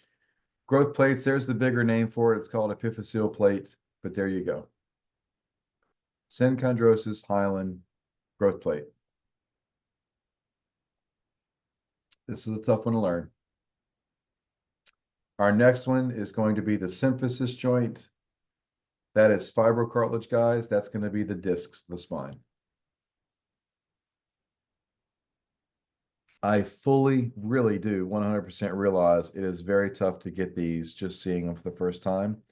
So take that stress away from yourself. Do not worry about memorizing this at this time. You're setting yourself up for a wrong expectation, thinking you're going to memorize these right now. You're just being exposed to it. Your job now is to prioritize your time and break it up as you go. Tell yourself, okay, today I'm going to learn on this part. Tomorrow I'm going to learn that part. And that's when you try to really hunker down and start memorizing things. Right now, you're just being exposed to it. But once you get out of the fibrous and the cartilaginous joint categories, the synovial is much easier, isn't it? Understanding those, because the examples are very common in the arm and leg. And to be honest, that's where most of your questions are going to come from. In other words, if I gave you 10 questions, easily 70% of those questions, 7 out of 10 are going to be on synovial. And just a couple of questions sprinkled in there in this fibrous and cartilaginous category. And like I said, talking priorities, here's your priority, guys, in case you missed it last time. Your priority for the fibrous class is sutures. Know that for sure, right? Then come back and maybe get the other ones, but sutures is your priority for fibrous. Your priority for cartilaginous is this one, the secondary symphysis, which is the discs of the spine. That's your priority there. So now I narrowed it down to 2. Very doable.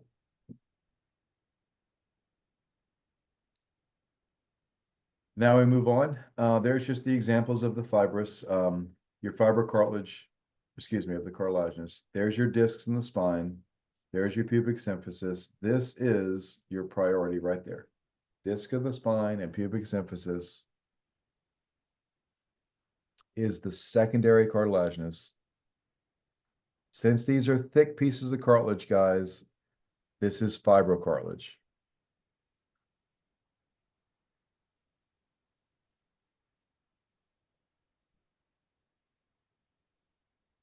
And the other one was the growth plate, but the fibrocartilage, the disc of the spine, is the one I need you to most remember right now.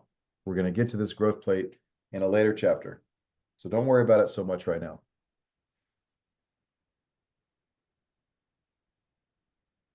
Okay, some other terms before we can move forward is going to be just about range of motion. I think I mentioned some of this at the beginning. Anything that's active would be something that the patient performs. Anything passive is what the therapist or doctor would perform on the patient. So if we're testing range of motion, if you're asked, if you're asking the patient to move their head up and down, left and right, that kind of thing, the patient would be doing it themselves. So that'd be called active range of motion, just to see how far we can have them move that particular joint. If we take our hands and put it on their arm and move their arm up and down, up, in and out, that kind of thing, that would be testing passive range of motion. And if you want to know the difference, guys, when you're testing active, you're testing muscle tendon. When you're testing passive, you're testing more ligament when you bring it to the end of range of motion. So it can be therapeutic, but it can also be diagnostic. If you're evaluating someone for a muscle strain of that joint versus a muscle sprain with a P, to evaluate a sprain, you'd be getting deeper into the passive range of motion. A strain would be measured with the active. In other words, if they move their arm, I'll put it plainly, if they move their arm themselves and it hurts, it's most definitely a strain at least, right? If I move their arm and it hurts and they're just kind of dead weight with their arm, if I move their arm and it hurts, that's most likely more of a ligament, which would also indicate a muscle as well. So you'll learn all that stuff as you go further down that road in physical therapy, I guess, if that's your pathway. I'm just telling you these can be used to evaluate a number of things. So just know what they mean right here. You're only tested by what's on the PowerPoint here. P is for passive, A is for active, R is for resisted. That's when you ask them to resist you moving it, or they resist. Either you can resist them or they can resist you. Either way. Okay, this kind of stuff, we're not going to really worry about this. I'm not concerned about this because we're going to see pictures as we go when we learn the bones in lab. I'm not going to make use of our time here. So we're just going to move past this. This double jointed, that just means extra motion in the joint. Not going to worry about that either. Here's where we are right now. These are what's considered subclasses, guys. So looking at the shoulder, yes, it is going to be diarthrotic. Yes, it is, right? It's synovial. With these categories we've already talked about before. But now we're going to say the shoulder joint is also known as a ball and socket. So look at the title of this slide. The title is, who can read it? Do y'all see where it says synovial? Hopefully. These are all synovial joints. So people tend to mess this up all the time on the quizzing and the test because they get all, they're just overwhelmed, I guess, with the classifications, which I fully understand. But realize these are all synovial classes. We're just applying an extra little word here to talk about how they move. So focus on the first four. Let me blow it up a little bit if you can see it. There are 6 of these, as you can see in the picture, but what we're doing is focusing on the first 4. We want to know these 4 for sure, without a doubt. Nothing wrong on the test because you're going to promise me with a handshake right now that you're going to know these 4. You may get the other 2 at the bottom, but guess what you're definitely going to get? These 4, right? So we have to know ball and socket. We have to know what a pivot joint is. We have to know what a hinge joint is and a plane joint. So those 4: hinge, plane, ball and socket, and pivot. And we see some classic examples of each of these right here. The ball and socket are going to be our hip and shoulder joints, plain and simple. Because we see the ball of the bone being introduced to a socket of another bone. That's why it's called ball and socket, of course. The pivot joint is shaped so that it allows a rotational movement, as does the ball and socket, actually. So our example of the pivot joint, and this will all be listed. We'll move beyond this picture, of course. The pivot joint is going to be right there where we, if we take our forearm and twist it, like we're trying to screw something in. Hello, yeah, I'm in class. That's a pivot joint. Or when we turn our head left and right, that's a pivot joint in the top of our neck. Yeah. Those are going to be our classic examples of a pivot joint. Mhm. Do you have a question, Pam?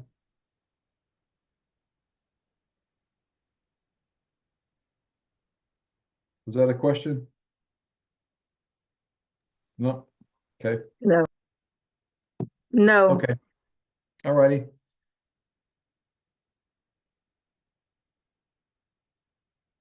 So our hinge joint is going to be a lot of things, actually. It's going to be like an elbow. A finger joint would be another example. The knee would be a hinge joint. Anything that moves like a hinge would be an elbow joint.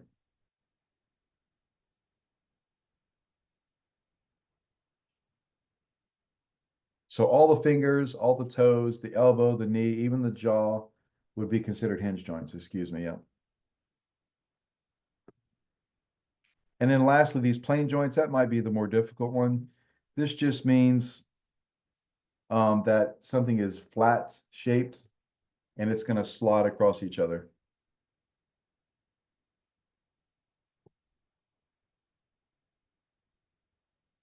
One second, guys.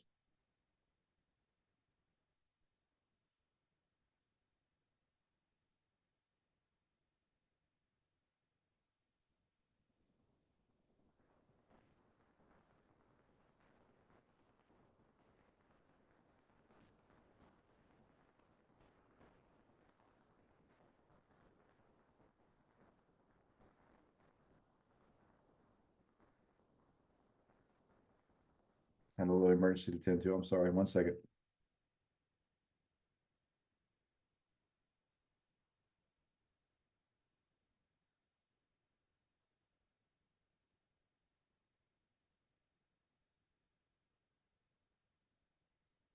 Okay, sorry about that.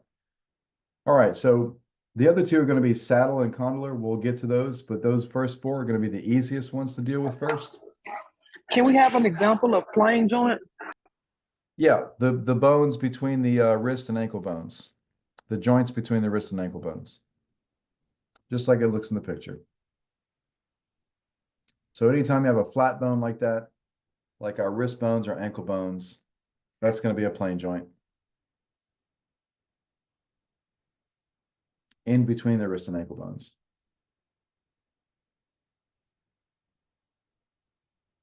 Here's some more pictures. This will be a ball and socket here at the top. At the top of your skull in the picture on the bottom here, this is an example of a condylar joint.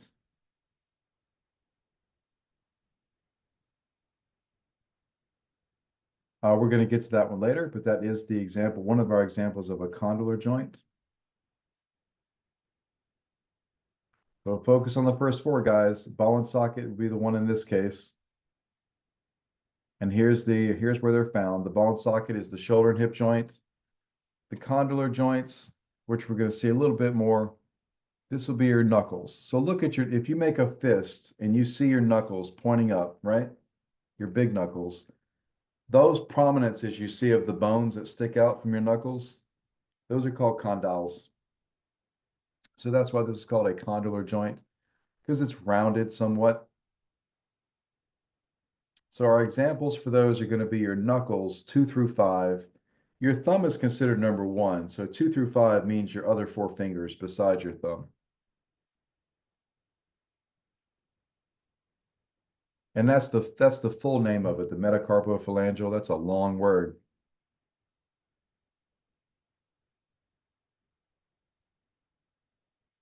Yeah, we're gonna see them again. That was just an introductory picture, guys. We're gonna go through them one by one. Like I said, condylar's more difficult. That's why I said skip it for now. We're focusing on the first 4, ball and socket being one of those, shoulder and hip. Here's some other ones. This is a plane joint.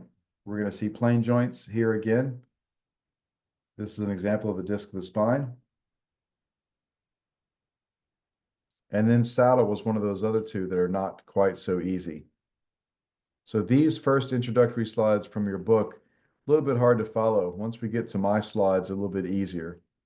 Let me just go to those. These are hard to work with. That's why I don't like the McGraw slides, to be honest.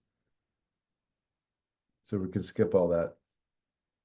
Skip, skip, skip, skip, skip. We're going to do all this later. It's not important right now. Skip, skip, skip. Let's get to what's really important. For right now, at least. It's all about priorities. We're going to come back to that. Come back to that. These are your ones you need to know in the caps, right there. Ball and socket, plane, hinge, pivot. So here you go. Here's ball and socket, shoulder and hip.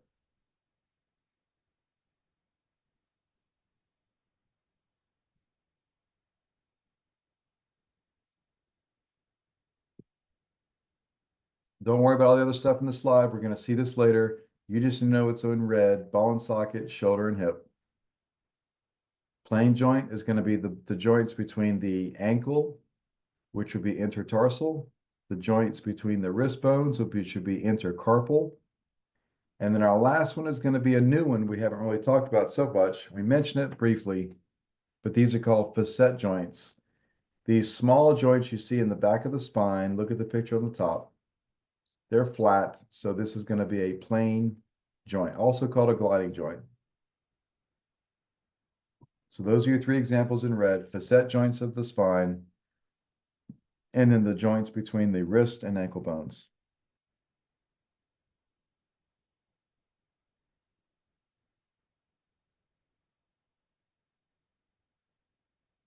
Okay, any questions on that one? Because the ball and socket is really, really easy. The plane joint will be anything that's flattened. Hinge joint will be anything that moves like a hinge, like the elbow. Even the ankle will do this, up and down. The interphalangeal joints, that's just the fancy name for your finger joints. Not your knuckles, but your finger joints. And then the jaw and knee as well.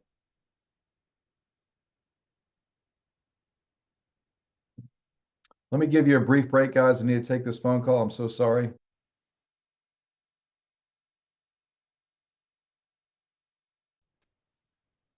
Okay, so we're just going through these 4 big priorities of these subclassifications. Yes, I am back. Sorry for the confusion. It's such a crazy day. The hinge joints, of course, probably one of the easier ones. Anything that moves like a hinge. Pivot joint is one that offers rotation. So we only see this in a couple of places. Our radius and ulna at the top of your forearm, guys, where we can twist, like if you're screwing something in back and forth. That's what's pivot. That's what the motion is here in the forearm of pivot. And at the top of the neck, where we can rotate our head and neck. This is the top 2 bones of the cervical spine. You can see them, they're very uniquely shaped. This is where we also get a pivot joint. So in the red right now, radio ulnar is what it's called because it's a junction of those bones. And then atlantoaxial, which is C1, C2, the top two bones of the neck. Easily, you're going to see that you're going to need to come back and revisit some of this because you're not familiar with these terms.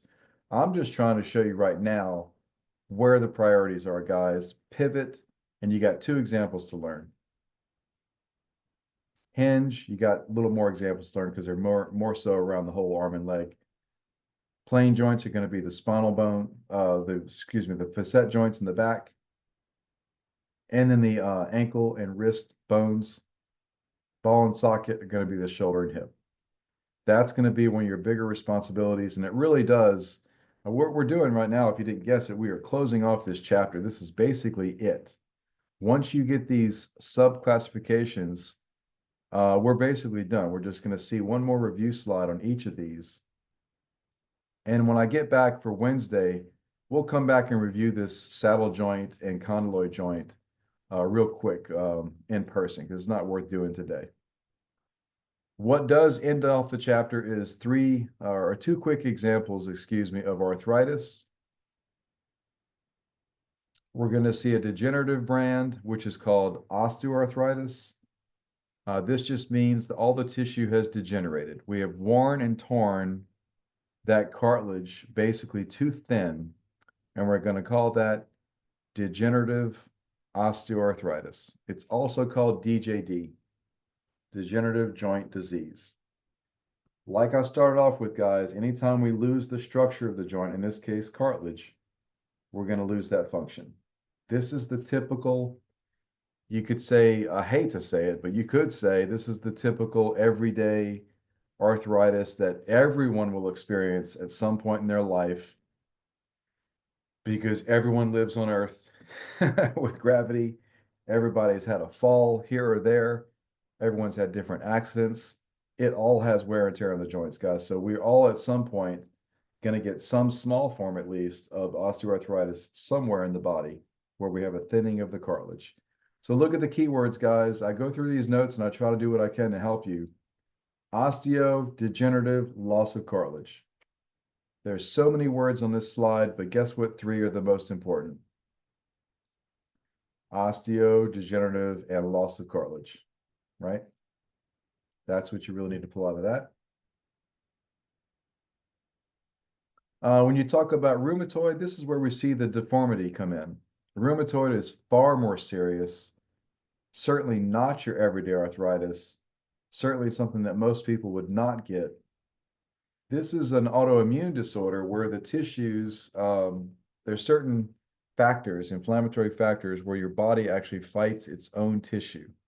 So it's like an internal war going on. It means that all the soft tissues are affected, guys. The cartilage, the tendons, everything around it. The ligaments become inflamed, very, very painful stuff. And you get some of the deformation that you see in the joint, like you just saw in the picture. So there's a lot more keywords here. Rheumatoid, of course, is called RA. It is autoimmune. It's highly inflammatory, whereas the other one was degenerative. That's the keyword. Degenerative is osteo. Inflammatory, which means it's very much harder to treat, is rheumatoid.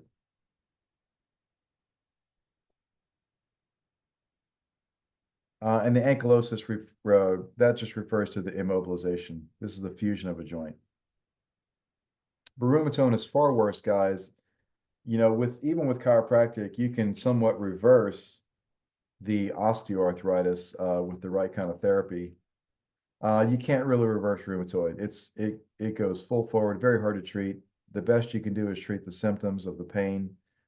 You're likely not going to reduce the progression of it. Rheumatoid has its own little way. It gets kind of worse and worse. Medication slightly helps, but it doesn't get rid of it. So this one's very, very tough. RA is definitely one of the toughest, and it can affect many parts of the body, not just the hands. And then last thing to say, and there is one more arthritis I could mention. It's not in this PowerPoint. It's called gout. You've probably heard of that before. That's a uric acid problem where your body can store too much uric acid and the crystals get stored in the joint spaces. It's also incredibly painful. But we don't test on that one anymore, but you've probably heard of that one. So just know these two, the differences between OA and RA. And lastly, not on the test, but just for FYI, these are some of the prostheses that are used in a hip replacement or knee replacement. So the one on the right top is a hip replacement and bottom. So you can see how they basically nail this prosthesis at the top into your femur bone. They chunk it in there and it becomes the top of your femur. And they usually have to redo the socket at the bottom here to get it to fit in properly. So lots of good surgery there. But these are incredibly successful surgeries. Of all the surgeries out there, guys, knee and hip replacements are incredibly, they're done, you know, about as commonly as you would go get a cavity filled at the dentist. These are done all over the place. And these total knee replacements as well. You can see how they shave off the edges of the bones and they add these prostheses in there. They nail them into the bone basically.